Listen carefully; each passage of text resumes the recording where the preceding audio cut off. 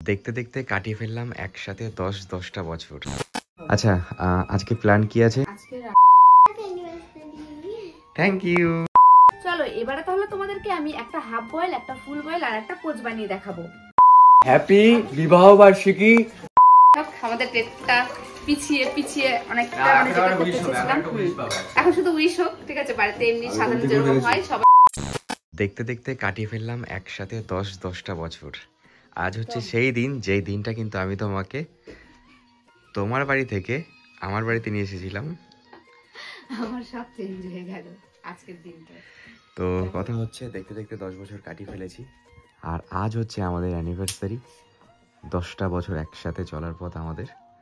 আর আজকে কি প্ল্যান রয়েছে সেটা তো তোমাদের বলবোই, আর কি প্ল্যান ছিল যেটা করতে পারিনি সেটাও তোমাদের বলবো। তো তার আগে এখন বাজে হচ্ছে সকাল 10:30। এখন একটু যাবো দুজনে কিছু কেনাকাটি করতে, মানে কি বলবো, আমাদের প্ল্যানটা ছিল অন্যরকম কিন্তু সেটা ক্যান্সেল হয়ে একটু অন্যরকম হয়েছে। কারণটা কি সবটাই বলবো। যাই হোক, সকালে তাকাও এদিকে। সকালে কিন্তু শাড়ি পরো তোমাকে আজকে, মানে অনেকদিন পরে শাড়ি পরলো তো বাড়িতে আর কি, তো আলাদাই লাগছে। হ্যাঁ সত্যি তাই।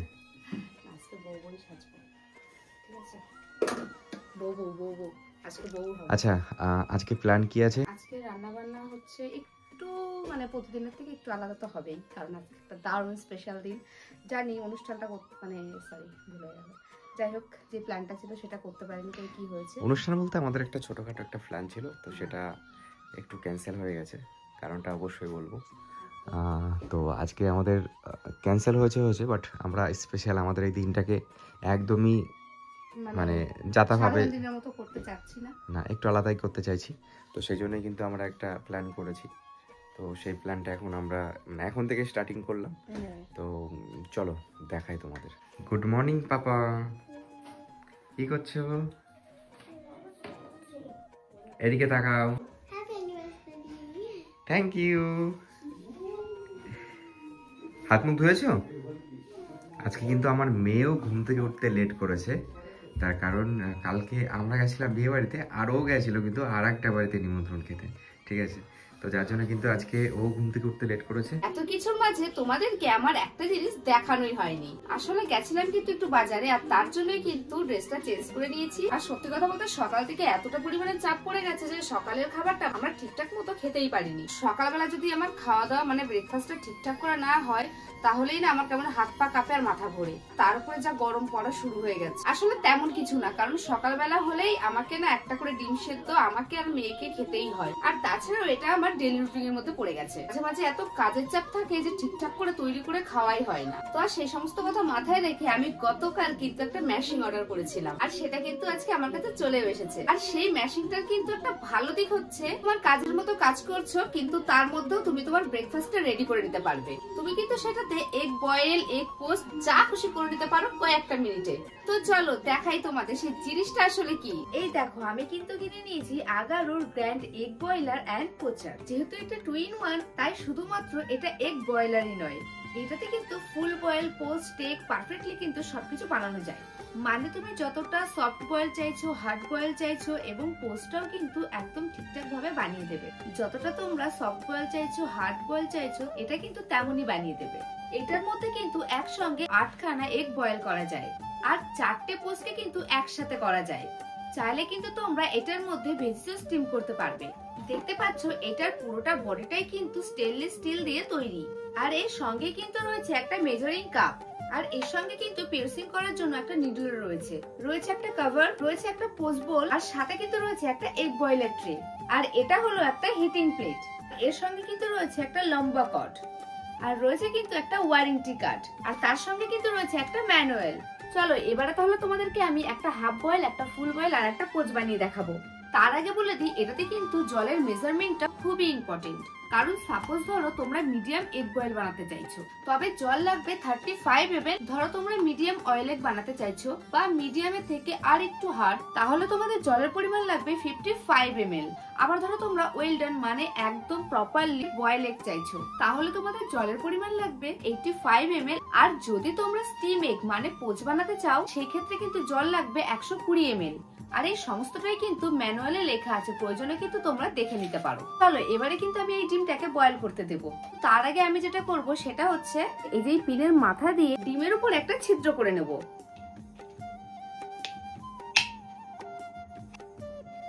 এই দেখো ঠিক এইভাবে, তাহলে কি হবে, ডিমটা একদম পারফেক্টলি বয়েল হবে আর ফেটেও যাবে না। তো এটা আমার কিন্তু রেডি হয়ে গেছে, এবার আমি সুইচটা দিয়ে দেবো।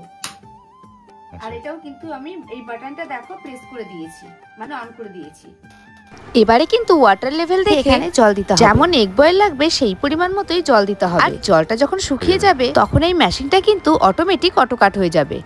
তো এবারে কিন্তু আমি এগটাকে বার করে নেব। আর এদিকে দেখো কিন্তু আমি ঠান্ডা জল রেডি করে রেখেছি, যতক্ষণ এটা ঠান্ডা হচ্ছে ততক্ষণে কিন্তু আমি আরেকটা এগ বয়েল করতে বসিয়ে দেবো, মানে আমার হাফ বয়েল ডিমটা ততক্ষণ কিন্তু বয়েল হয়ে যাবে। তো এদিকে কিন্তু আমি এগ বয়েলটা এই যে এখন তুলে নেব। এই দেখো, আর এদিকে কিন্তু আমি আরেকটা এগ বয়েল করার জন্য বসিয়ে দেব। তো এই ডিমটাও কিন্তু আমার রেডি হয়ে গেছে। এবারে বানাবো কিন্তু আমি পোচ। তো যেহেতু এবার বানাবো পোচ, তো তার জন্য কিন্তু এই যে পোচ ট্রেটা আমি এর উপর বসিয়ে নিলাম। পোচ বানাতে কিন্তু নরমালি 120 ml জল লাগে, আর আমি যেহেতু পোচটা একটু সফট তৈরি করব তার জন্য কিন্তু আমি 100 ml জল নিচ্ছি। তো এই যে এখন আমি জলটা এর মধ্যে ঢেলে নেব, আর এই যে ট্রেটাও বসিয়ে নেব।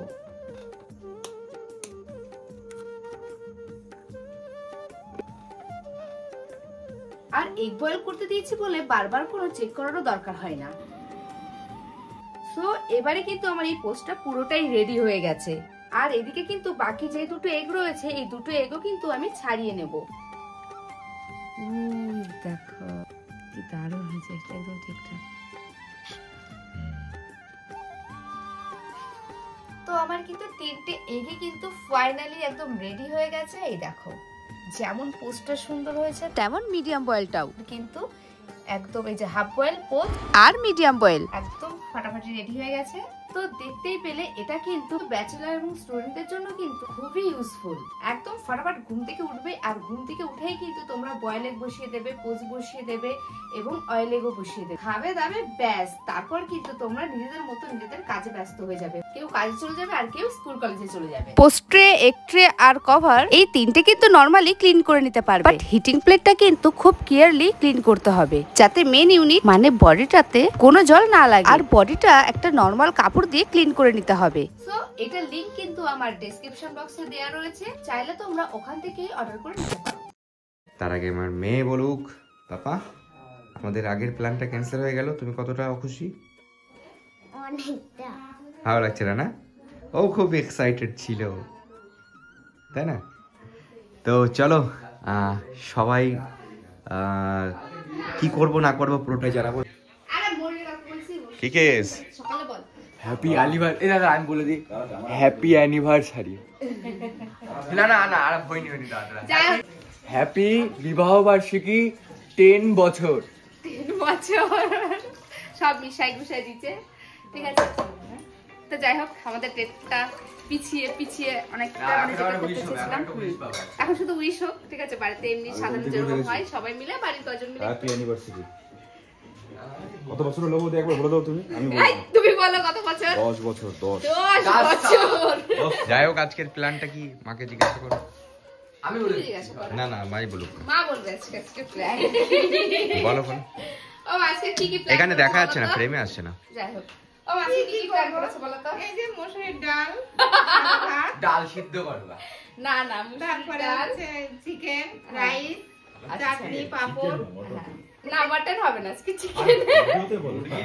ইয়েতে বলে চাটনি, পাপড়, এঁচড়, হ্যাঁ, দই মিষ্টি। দই মিষ্টি, মানে সাধারণ যেরকম হয় এরকম হচ্ছে। আমরা ডেটটা একটুখানি পিছিয়েছি কেন বলো তো? আমাদের কবে গো অ্যানিভার্সারি ছিল, কেন সরি, আমাদের কবে রিসেপশন হয়েছিল বলো তো? বৈশাখ মাসে, তাই তো? হ্যাঁ, বৈশাখ মাসে। আমাদের বিয়ে হয়েছিল আজকের ডেটে, কিন্তু আমাদের রিসেপশন হয়েছিল বৈশাখ মাসে, কারণ মাঝখানে হচ্ছে চৈত্র মাস পড়ে গেছিল, এর জন্য আমাদের অনুষ্ঠান হয়েছিল না।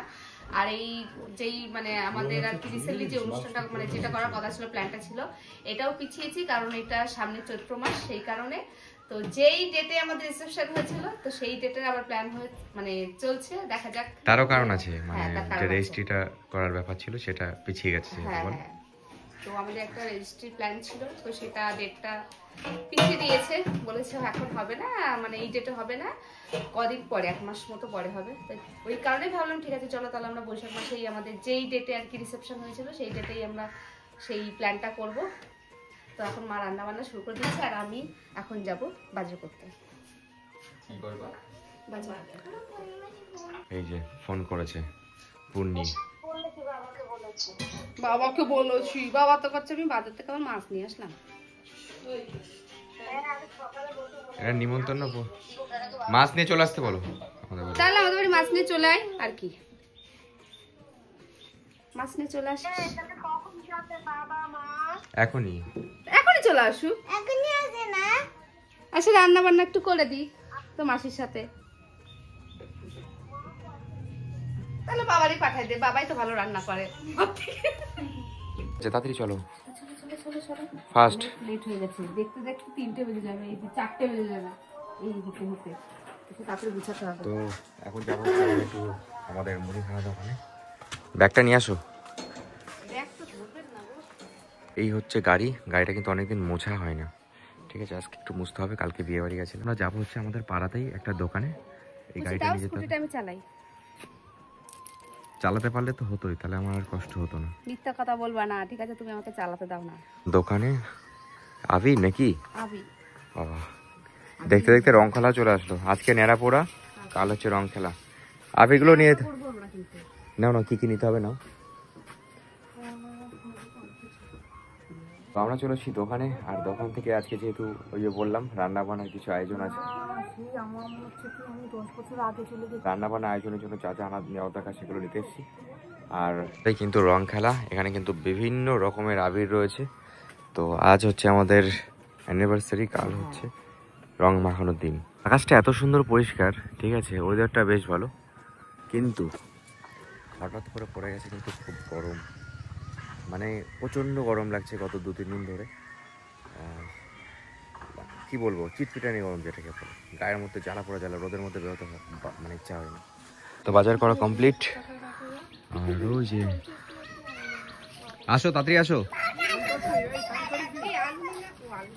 আছে আপাতত যা আছে চলো। নাও দোকান থেকে বাজার করা আনা কমপ্লিট। ঠিক আছে কি রে কেক বলবি না আজকে একটা? কি নিয়ে আসবো?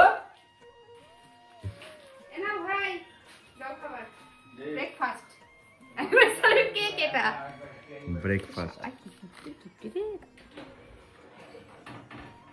দেখো একটা ছিঁড়ে গেছে, এই মাত্র জানি না ছিঁড়ে দিয়ে, এখন তো আমার দেখলাম।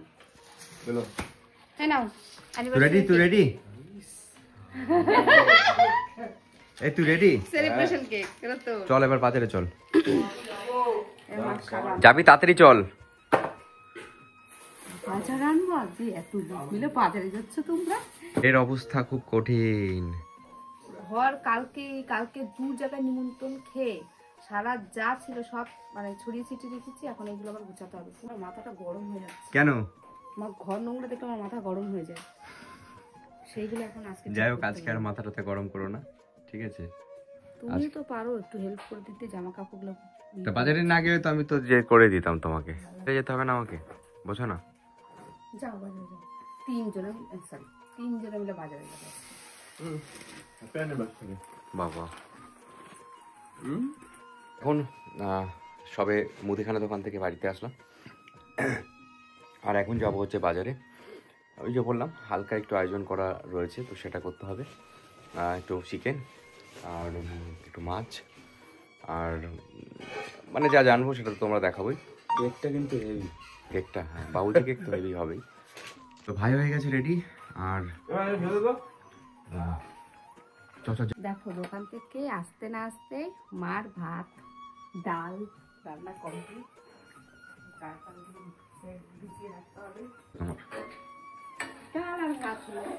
ডাল আর ভাত।